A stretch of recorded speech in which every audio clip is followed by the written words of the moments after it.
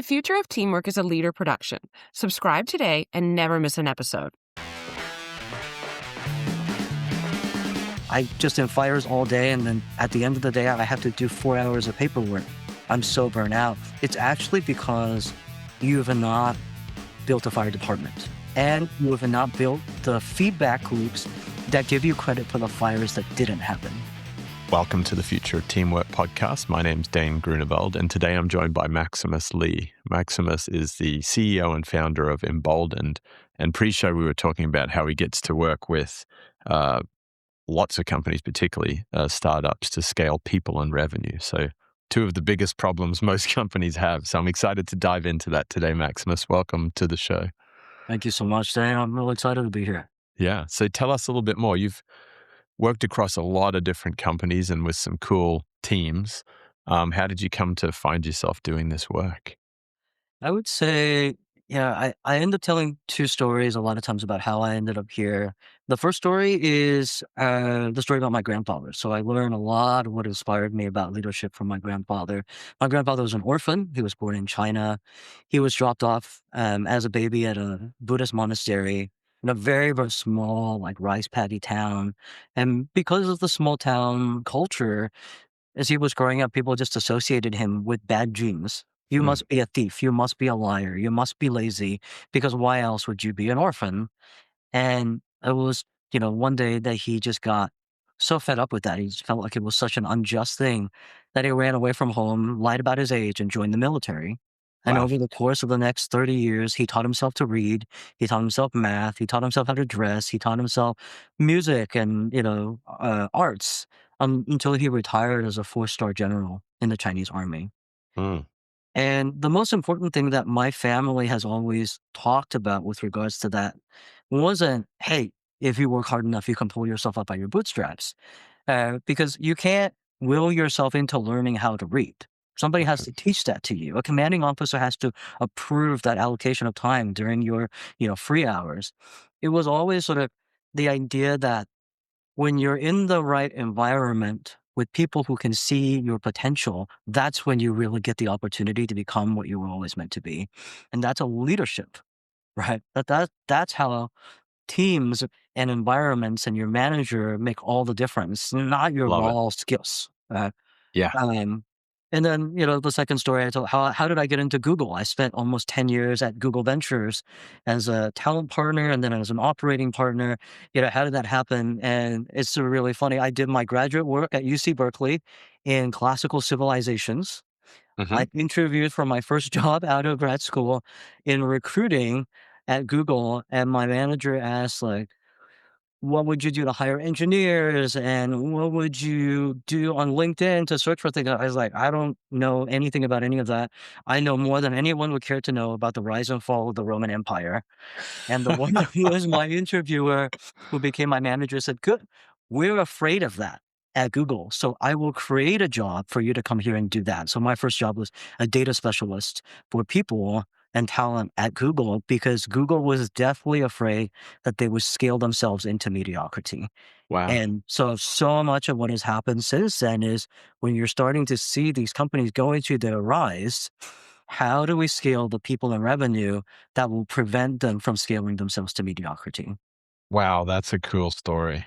I love your grandfather's story too. Like, to get to a 4-star general and to do all of that learning. I love the way you frame that as it was all about relational power of, relationship with leaders, relationship with team members, and the hard work. And I think that's so fascinating. Yeah. I love the way you explained it as if the people can see your potential, they can help create the space and the conditions for you to go and achieve that. Absolutely, right? Like when we talk about teams and we talk about leadership, it's that. Are you seeing the soul of the person beyond the data in their resume, right? And that was the difference between that rice town and, my grandfather's career later in his life. Yeah. And then you get to do that at Google, which, as you say, like a company that was going through huge scale at the bleeding edge of where technology was changing how humans behave and interact. That's fascinating. What were some of the early findings as you sort of got into the data and started to say, hey, this is where we do this really well, or this is what we don't want to do that we see others doing? I'd love to hear sort of how that Yeah. came up. I mean, and the book that I absolutely think, people should read is How Google Works by Eric Schmidt and Jonathan Rosenberg. And Eric was actually an advisor at Google Ventures. So I got to actually like sit at his feet and watch him lead. And the two things that I really took away from Eric in that phase was, write North Star statements that allow people to make decisions when you're not in the room. Mm, Right. And, that was such a powerful thing that allowed us. We hired 3,000 engineers my first year. yeah, Right. So it's a you lot. now wasn't aware in the tens of thousands of employees across 8 different time zones. And, Eric was always the person who says, when in doubt, speed is its own feature. Right. When in doubt, put the user first. When in doubt, uh, OpEx should be net zero to revenue. And those things allowed you to make a lot of decisions that gave you a sense of autonomy and agency, and then allowed us to be able to keep moving fast. Um, and you can take that into, one of GV's most famous slash infamous investments was Uber, right? We Mm, just led the Series B in Uber when it was still valued as a $300 million taxi replacement company, right? yeah. And Travis was really good about saying, I want to create flywheels.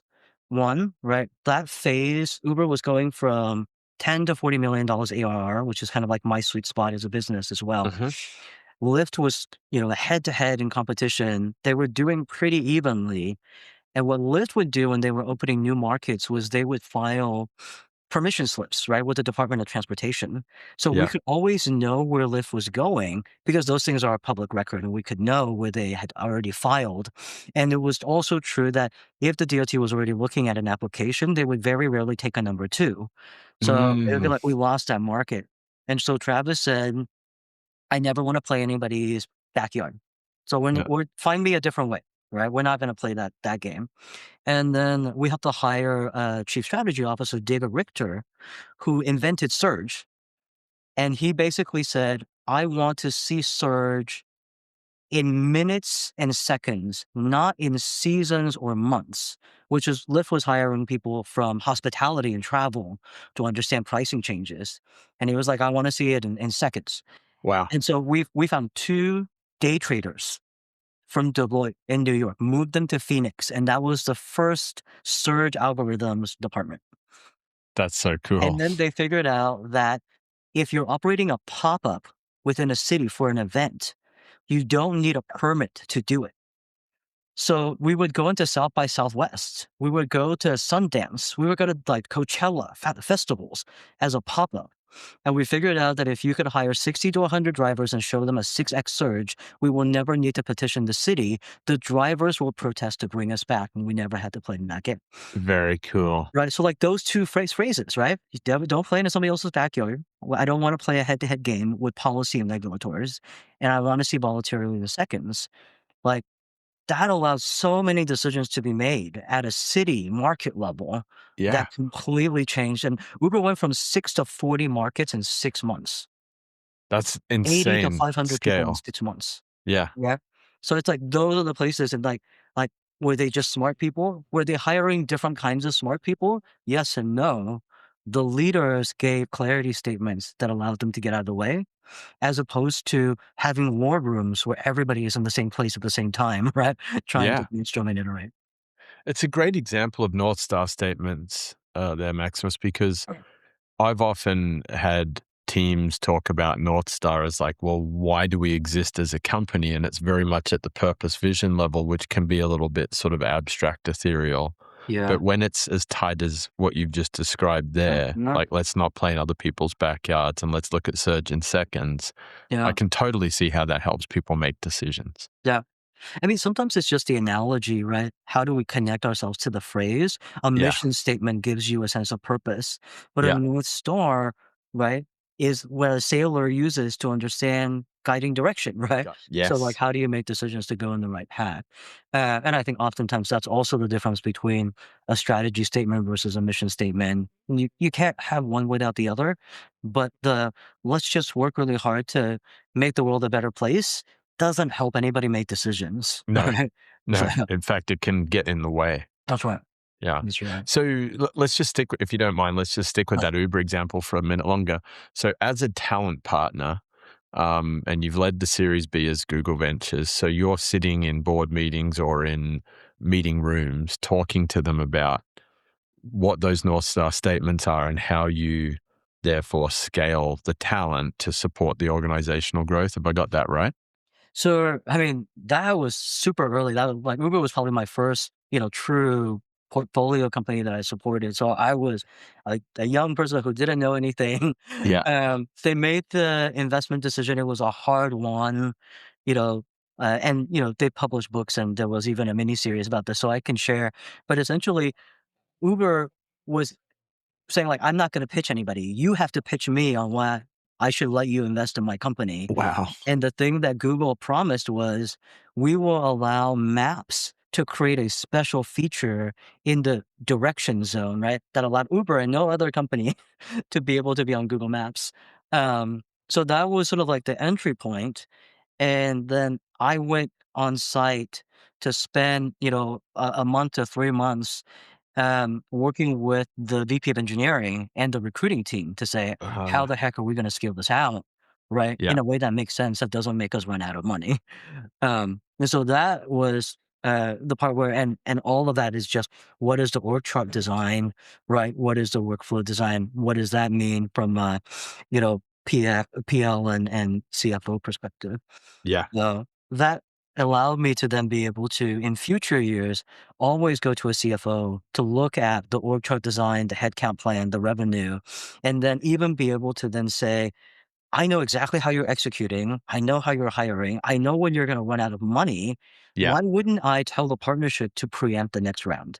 And so that I Mm, could have a lot more investor-oriented conversations, with the partnership, because they're thinking about new deals, and all of a sudden I was the expert on the existing portfolio.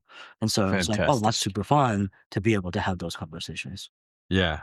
And that now starts to tie the dots together for me on um, what you said at the beginning there, which is about scaling people and revenue. That's So right. it's interesting. HR can sometimes get a really bad rap for being all about the people and not about the business results. That's right. And I was at a private equity conference recently, and there was a great gentleman on stage. He was brilliant. David Cohen was his name. And he said, as HR and talent professionals in this world of private equity, we need to be able to speak in their language, not our language. And that is sentences, not paragraphs, Right. and numbers. Like, you've really got to be Right. across all of that. So Yeah. it sounds like you were doing that early work Yes. as you Yeah. built the systems and you were able to start building analytics around all things people and revenue. Absolutely. Yeah, there's so much pattern matching because, as we know in the venture world, you expect 90% of your companies to fail, Mm, especially when you're writing earlier stage checks, which is what we were doing. And so there's a great sense of pride and ambition for us to say, but if I could move that to 20% of our companies make it, it's right? That huge. directly impacts my compensation. And now I'm not just a borrowed recruiter for the team. Yeah. I'm actually thinking about things in terms of, how to actually generate returns and valuation increases from an investor perspective and a board level, the purview. But there was also this thing that I remember so clearly in my data days at Google, where it was really the first time that I had seen how tech companies throw money at hiring. So we would Mm, have, the top 100 coding competition winners that we would try for 6 months and just harass them until they would come to work at Google, basically. yeah. And they would be 50K sign-on bonuses for somebody who's 25, right? Wild. 80K sign-on bonuses for somebody who's 25. And we were looking at it, it was like, that's more than I make in a year, the sign-on bonus. Like, why would we do that? And I remember there was a senior lead who said, in the ads business, you cannot copyright algorithms, not truly. That's in the brain of an engineer. And the ads business is so competitive, it Mm, is worthwhile for us to hoard talent by paying them so that they do not go to their competitor. And that was the thing that as people left Google and didn't know, because that was our trade secret. Of course, we were not talking about that in our branding. Look how nice No. life is at Google, documents and paper and articles. They would say like, oh yeah, just hire as many good engineers as you can. But if your business is not one where it is more expensive for somebody to go to a competitor than it is to pay them to be here and not do very much, Yeah. you will overhire and end up having to do layoffs, which is what happened during COVID. That people didn't understand that wasn't an open source piece of insight that got Yeah. shared. And I'll go to clients now and I'll say, um, what startup have you ever been at where people had so much free time that you actually create a company-wide, this is what you do with your free time, 20% project? Like, what startup have you ever been at where it was like that? And Yeah. then like, I can't think of a single one. It's like, yes. So the question that you should ask is, why is it worthwhile for me to pay people to have free time Yes. than it is to just let them go into the market? And it because talent to my competitor will come back, and That's like the cost of fascinating. that loss is more expensive than the 80K sign on. And Yeah. if you didn't know that, you make talent decisions in the wrong way, you know, Yeah. and you forget that, building a company, building a product, and building a business are actually three very different types of skills and three very different kinds of leadership. Interesting. And so I get the building a product's different from building a business, but how do you differentiate a company and a business in the build? Yeah. So, and I would say like Stripe is a really good example of this. Amazon is a really good example of this, where they have multiple products, and the products Mm. have very, very different cultures and very different ways of doing things and very different monetization, products and strategies. But the culture, the practices, the North Star of the company always feel very clear, right? We are a day one company. We Yeah. build things in atomic units and two pizza teams. Yeah. We're building an infrastructure that we can later monetize, right? Because our goal is not to be a book company, right? Yes. Our goal is to be the shopping cart of the internet. Yeah. Right? And so Yeah. those are the things that then tie people together. And to a certain extent, everybody understands at the end of the day, retail is a 3% margin business. Hmm. So like be really lean, or like your ability to get a decision through is how do you justify this against my 3% margin? Yeah. Yeah. Yeah. Fascinating. Coming back to that concept at Google of like paying people to not be very busy because you don't want their talents to be in a competitor environment. Like from a business sense, it makes total sense. But from Uh-huh. a human sense, I question, like, how does that feel? Because are they enjoying, mattering? Does their work mean something to other people around them? Are they being challenged? Like the Uh-huh. research that I've seen working with Dr. Andre Martin, who'd actually spent some time there at Google, is that your best performers are generally 400% more Yeah, productive than the average performer. absolutely. And therefore, those best performers, then they're motivated more by challenge than necessarily money. So Uh-huh. how do you kind of design the talent landscape so you can still hoard talent if that's a business strategy, but also make sure that you've got your best people Yeah. being stretched and busy and activated? Yeah, absolutely. Well, I think that what you see in a place like Google versus a place like LinkedIn or a place like Netflix is the clarity about what is the profile of the person that you are optimizing for. So Mm. at Google, we've always been very clear. We optimize for pro-social smart creatives, right? And I'll be honest and say that was a lot of great conviction and vision on the part of Larry and Sergey, because of course the investors in the early days were saying, why are you spending so much money hiring so many Yeah. engineers? And they had to fight for that, right?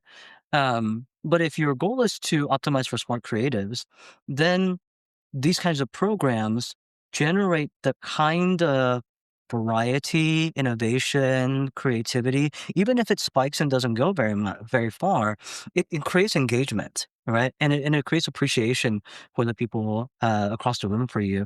At Google, there was an HR policy which said, it's well known, you can never be more than 150 feet away from a micro kitchen. There is also a secret policy that says that coffee will always be slow. And one of the reasons why coffee is always slow is because if you hire people who are smart creatives and therefore rabid problem solvers, you Yes. want them to eavesdrop on as many problems as you can.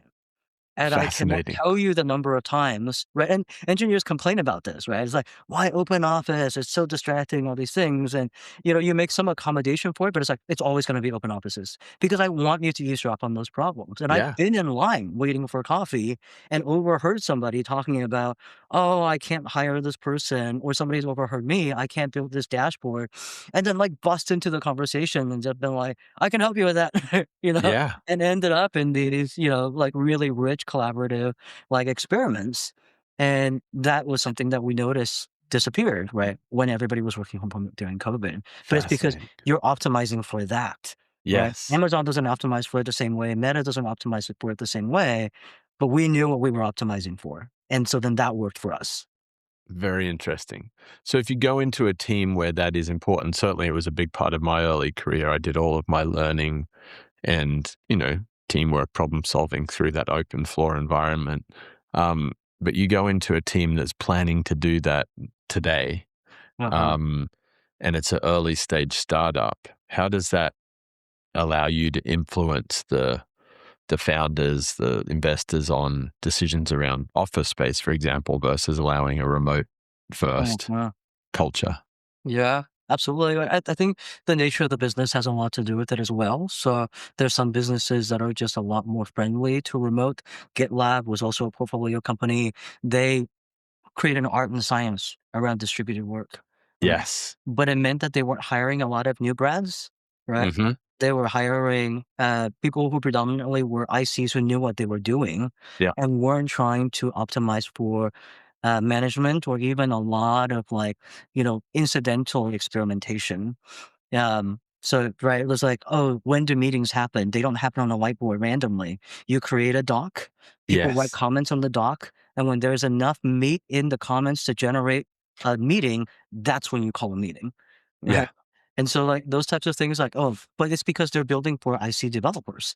So then Yes. it makes total sense that you create the culture in your workflows to reflect the business and the products that you're trying to build. I would say when I go into a company, the two things that I, you know, look for first in my diagnostic is one, what is the culture that has formed you? So, I have clients that are, ex Google, like I speak your language, say no more. I already know what this is going to be about. I know somebody who comes from Genentech, right? Yep. Now we have to talk a little bit about, right, are you a default to no culture? You're default to yes culture? How do we actually build on that? Or Yep. people who are from Palantir who have a very, very strong mission orientation, a very, very strong business orientation. And so in a Palantir-oriented culture, you have to optimize for cross-functional collaboration. They Mm. tend to prefer in person, right? And so then it Yep. takes a lot more work to create a distributed workflow. That's fascinating. So if you're being brought in by a customer, it sounds like you have a diagnostic that allows you to understand where the founders and the leaders are trying to take their product, but you also then know where to find people based on certain behaviors and Yes. preferences. Yeah, because the value proposition will be very, very different. And Yeah. also it will define your management structure and your management culture, right? Yeah.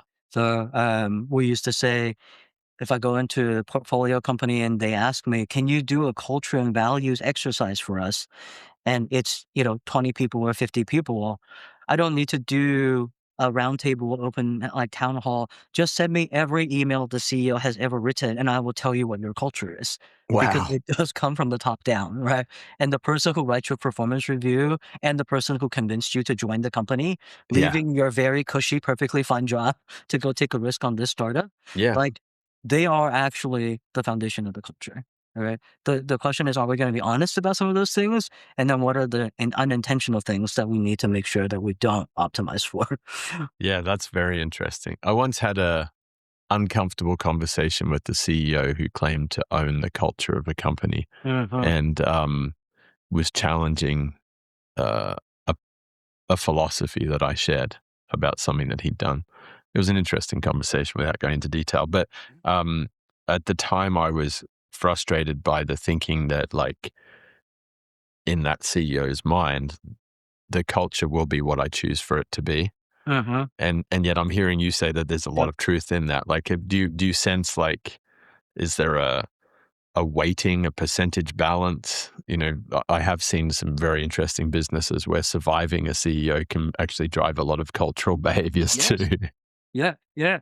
I think the statement that a CEO owns the culture feels like they get credit for the good and the bad stuff.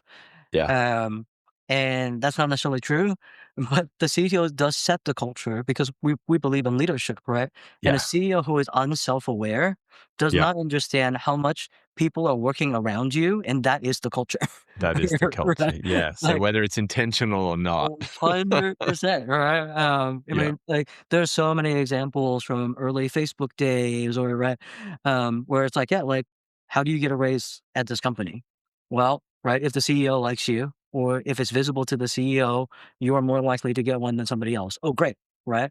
So yeah, now there's going to be a lot more politics, right, and a yeah. lot more like need to have FaceTime with the CEO to talk about nothing, just because that's how I get my raise. Yes. Right?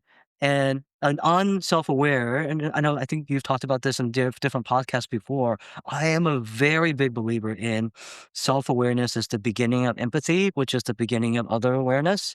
Yeah, And it's like, oh, if you don't know that, right? And you say to me, hey, I feel like we have problems with our culture. Can you hire me a chief people officer? My immediate response is going to be, no, you need to yeah, get a coach yeah, because what will happen is, right? Either cheap people will come in and then you will veto and torpedo everything that they're trying to do, yeah. right? Or you will force them to be complicit because the only thing that they can push through are the things that you also agree with. Which is even worse because Right? you're like, "Hey, people, here's your salvation. We've hired you a chief people officer," and That's then it. you Yeah. hamstring them.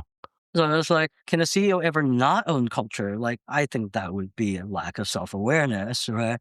But Yeah, if you think that you are the direct contributor and not also just as equally, possible that people are working around you to create the yeah. culture, it's still right very much you at the root of it. I like the way you frame that, Yeah. Maximus, and that probably going back to the conversation I had with the CEO, I was probably challenging him on, by behaving in this way, you're creating people to work around, which I don't think is productive for us. Uh-huh. Yes. Um, Yeah, yeah. yeah, Yeah, absolutely. And, we all have blind spots, right? yeah, So it's like, that's so human. Of course, not, nobody is 100% self-aware, but at least am I aware that people are working around me, right? Am I aware that I'm being a bottleneck? Am I aware, we were talking earlier, mm, right?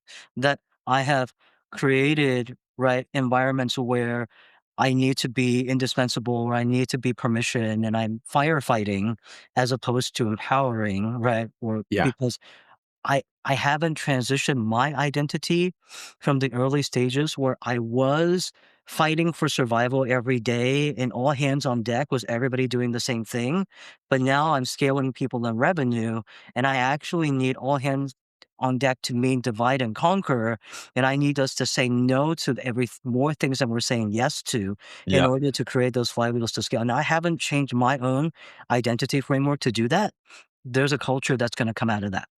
Well, you've just hit a couple of points that I'm super excited for. So one, you talked about firefighting, and I know pre-show we were like, Mhm. the best thing to do, what you love to do is help leaders build fire departments and not just be the firefighter. Totally.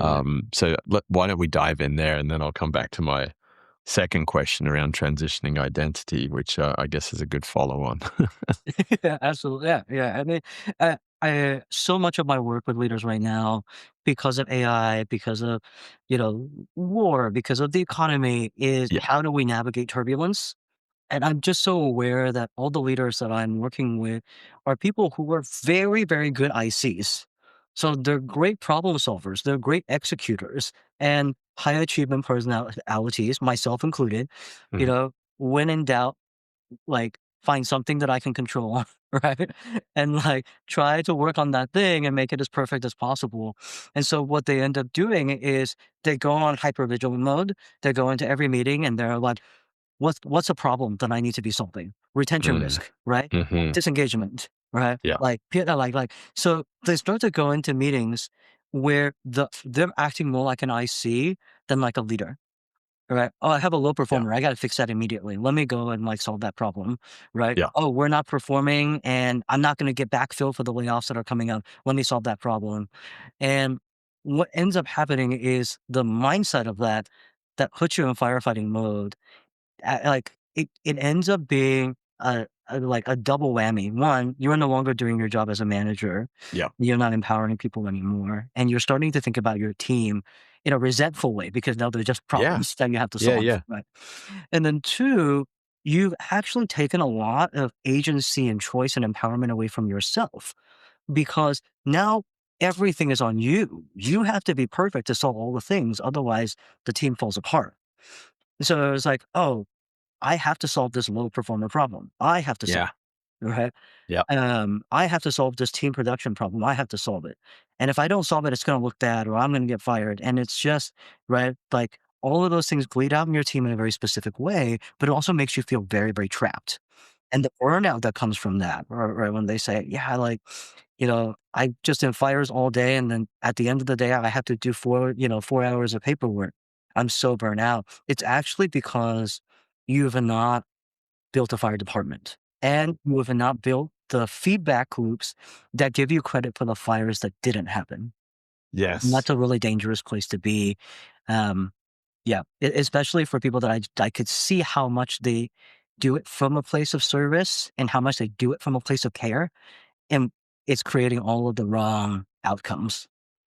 Oh yeah. I've entirely been guilty at many stages of my career from going into full Oh, firefighter mode. And like 100%. you said earlier, sometimes that actually makes you feel better because you're like, well, work's supposed to be hard, isn't it? And I'm meant to help Mhm. people and Right. I'm meant to reduce the stress in their day, Yeah, but yeah. it's not sustainable. Right.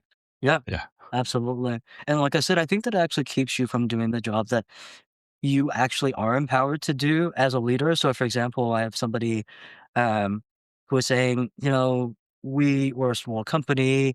We did layoffs in January. I don't know if we're going to do layoffs again in July. I'm trying to help my team as much as possible, make myself look good. I have this employee that's going to go on mat leave, zero possibility of backfill. Yeah. What would you think if I just did the work?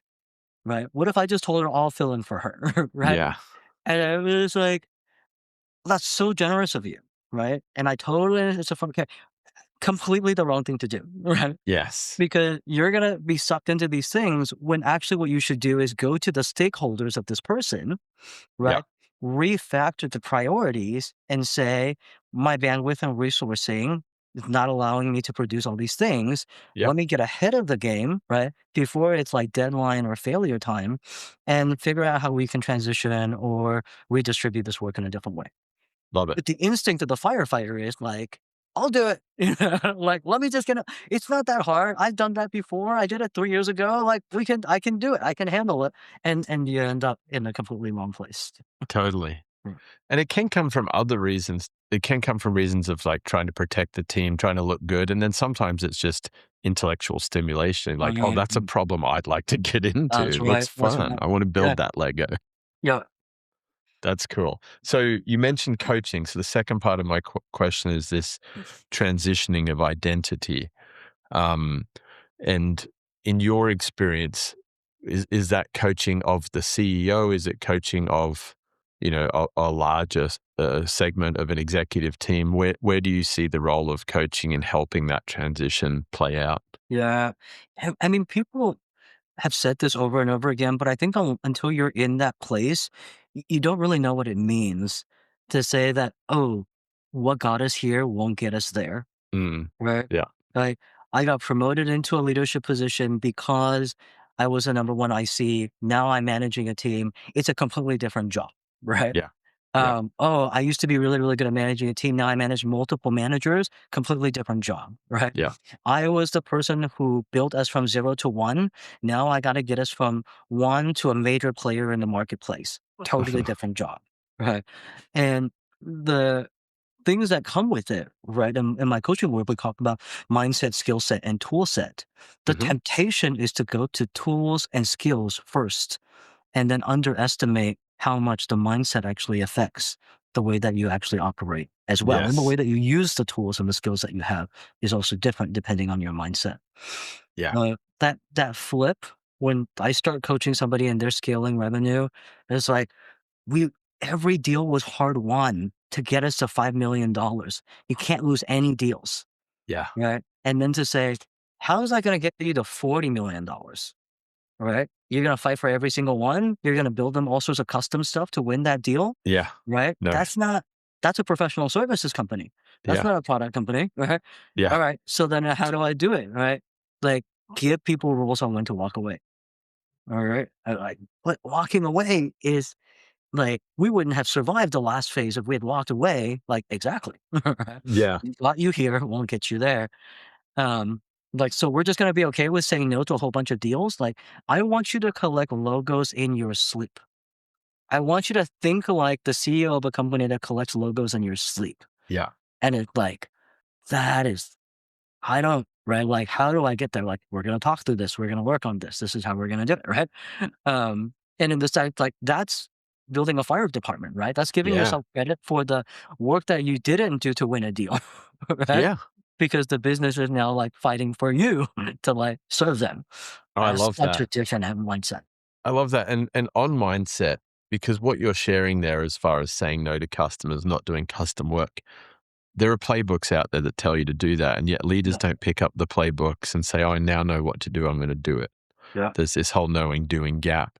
So it sounds to me that the importance of the coaching conversation is to bring some trust, some confidence, and some perspective to kind of walking around what most leaders are not going to share openly, which is their fears, their anxieties. So there's the human relationship, again, kind of going back Yeah. to your grandfather's story, is an important part of bringing that potential forward. Yes, absolutely. I think, and this is where having, help 600 companies at GV was so helpful, because I could always say to somebody, I don't know exactly what's going to be right for your company. I don't want you to pretend to become Google, Uber, Netflix, or anybody else. Yeah. But I can tell you exactly what doesn't work, right? Because I know Yeah. who the minds are, and like, just don't do these things, and we'll figure out what the Frankenstein, innovation, especially in an AI native, right, ecosystem, is going to look like for your company. But it starts with, right, like, tell them, don't think about your as is state, right? Yeah. Think about the person that you want to grow up to be, and then we'll like, you know, basically like imagine our way into what the implications of that are. Yeah. And sometimes what it means is, right, like, I just don't know how we're going to do it. I don't have a North Star statement ready. Like, well, is collecting logos in your sleep enough directional guidance to be able to get your team excited? If Mm. so, we start there, right? No, Yeah. I don't think that they would know what that means either. And I think it would be really hard for them. Great. So you don't have the right people on your team yet, right? Yes. So the self-awareness is, the team that got you here is not the team that's going to get you there. Yeah. Let's do an org design situation, right? Where we talk about what you need to have in that room. What are the voices that you're missing in the room to be able to actually provide the environment to have those conversations? Yeah. Makes total sense. We said pre-show we weren't going to spend much time on AI, but right now AI is starting to pop up in lots and lots of different ways. Uh-huh. How are you seeing AI used by leaders, either to help create and cascade the North Star messages or to build more, continuous feedback, coaching into organizations? Are you seeing the early stages of that adoption? Uh-huh. What's your experience there? Yeah. And if I go back to, mindset, skill set, tool set, the temptation to go to tools first, Yeah. we're seeing that play out exactly that way in AI, which is exactly why MIT could do a research study, right? That then says 91% of the ROI is zero, right? Yeah. The Yeah. Yeah. investment is billions of dollars, ROI is zero. And it's, oh, because we're doing tools first AI instead of people or human Mm. first AI. And the analogy that I make is, when they first started manufacturing the Model T, the automobile, you had salespeople going to farms and saying, "Hey, like, I've got this car. It's going to replace your horses. You should buy cars." And Yeah. the farmers would say, like, "How many horses are we talking about?" That would be Yeah. the question, Yeah. which is why we still use the language of horsepower. It was because salespeople needed to explain how many horses are we talking about. Yeah. And that's procurement language, right? That is how I make the sale. Yeah. But if you used to have 10 horses that you hitched up to 5 wagons and took your like carrot harvest to 5 different cities, and then you bought a 10 horsepower car, that doesn't replace your 5 wagons that were going to 5 different places, especially when there is no urbanization and no gas stations anywhere, right? What you 100%. end up with is a lot of rotting carrots trying to get from place to place because it's not a direct translation. That's a utilization problem that procurement is not responsible for solving. Yes. So that's one place where it's like, yeah, like we're making that mistake. You haven't figured out how to translate to utilization, and horsepower is not the right language for utilization. We have to think in terms of routes and not in wagons. And Yes. horsepower isn't even in that conversation, right? No, it's not. So we're making that transition now where like what is the human first utilization that we actually need to design as a system level so that you don't end up generating rotten carrots Yeah. because of what procurement has been able to establish. Yeah. Okay. And that's the kind of stuff where, all right, how are leaders actually auditing their systems, their judgment, right? To be able to understand the power of AI becomes a really key metric that I look for. The companies that are saying we should use AI, let me give everybody $100 every month to build their own agents. Yeah. End up with agents that actually don't do that much more than Correct. the They're employee was doing replicating before, what was right? broken. Or Yeah. you're an analyst. You used to write 10 reports a week as one of my top performers. Let me give you some tokens. You can write 100 reports a week. As a manager, now I have to come up with 100 business significant topics for you to analyze Yeah. that I cannot read in the amount of time, and it has generated rotten carrots. Right? Yeah. Oh, I see it. The Right? AI slop. Totally. Right? What you need to do is to say, like, not like, why do we have analysts? Let's fire them. So that I was like, hey, right? What does it mean for us to be able to say, anytime I have an interesting business insight question, Yeah. you can pull the insights, and generate a one pager for me to be able to make decisions, Mm. right? Yeah. Like, where is the place of human judgment versus like human production? Yeah. Because production can be solved with tools, but judgment is a human specific issue, That's the mindset. right? There's this great example from IKEA where they had bots that were now sophisticated enough to answer customer service questions. So they had 8,000 extra like employees of talent who knew the catalog really well and understood how people were not getting uses, right? Like appropriate and inappropriate use cases from the Yeah. products that IKEA sold.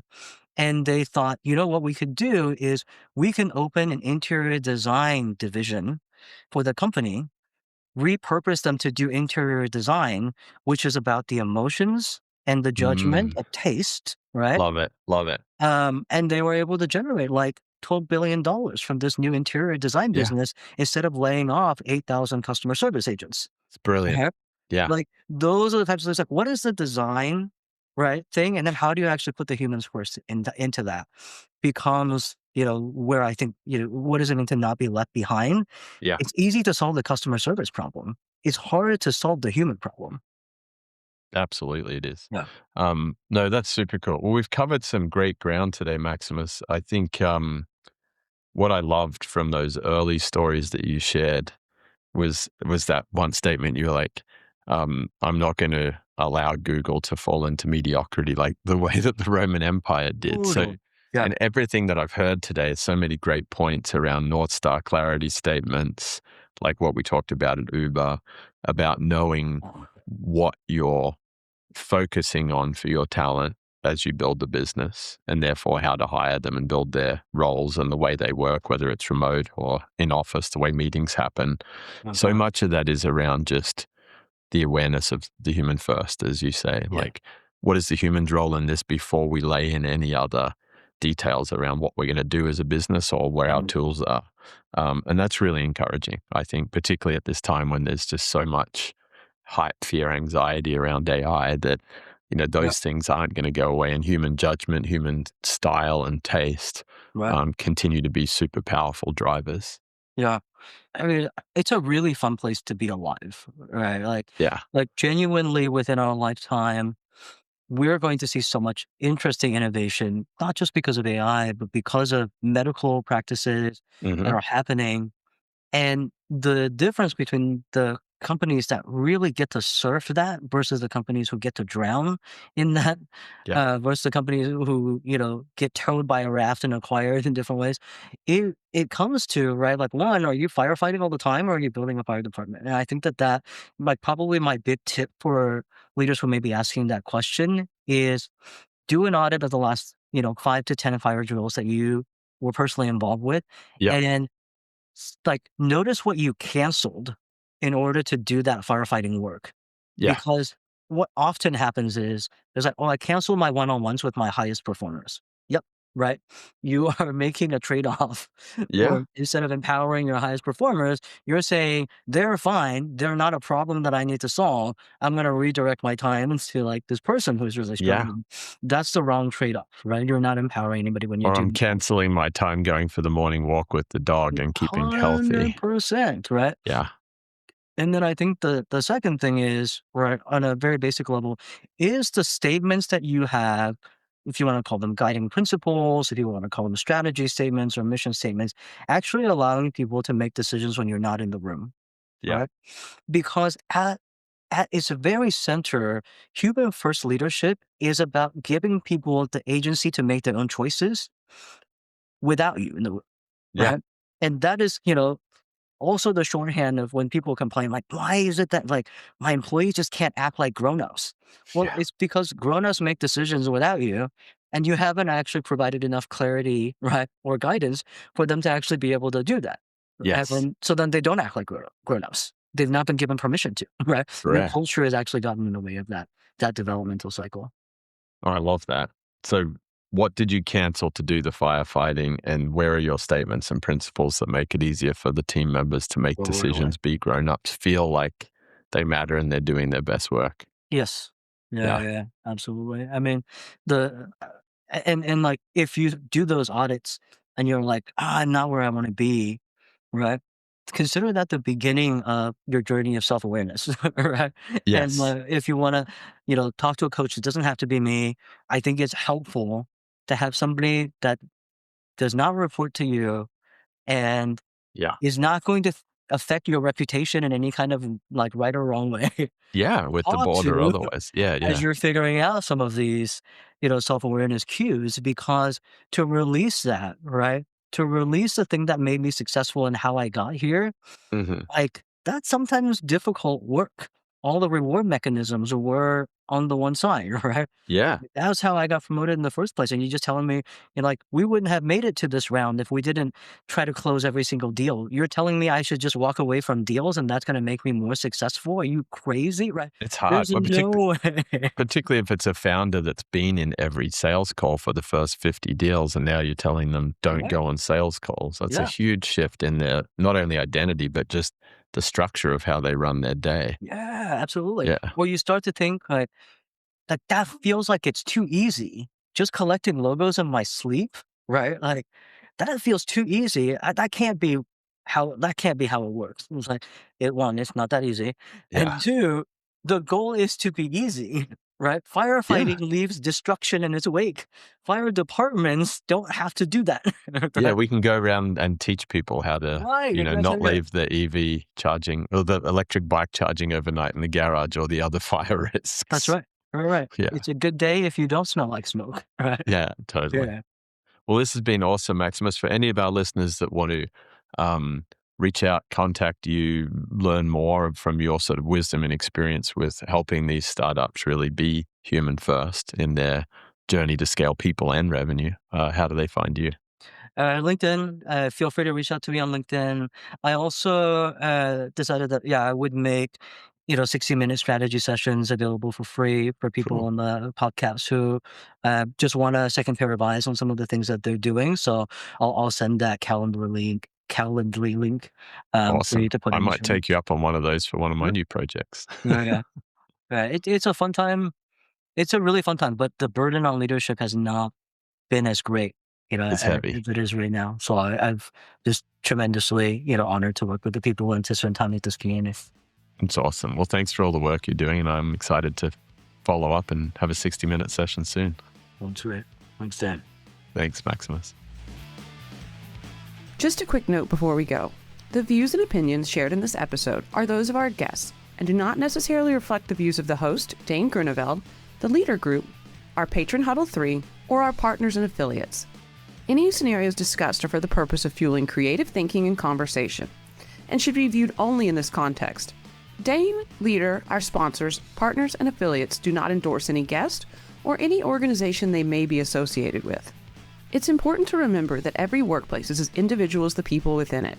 Our recommendation is to always seek solutions that are specifically designed to help serve your team's unique needs. And to this point, please know we're here, ready to help you find the best way forward, no matter where your starting point is. You can connect with Dane or myself, Alicia McCraw, on LinkedIn or via the links contained in the show notes. Thanks again for tuning in. And hey, if you think someone in your network would benefit from this episode, feel free to share it or give us a 5-star rating. Those 5 little stars really help us reach more curious people like you. We'll catch you next time on The Future of Teamwork.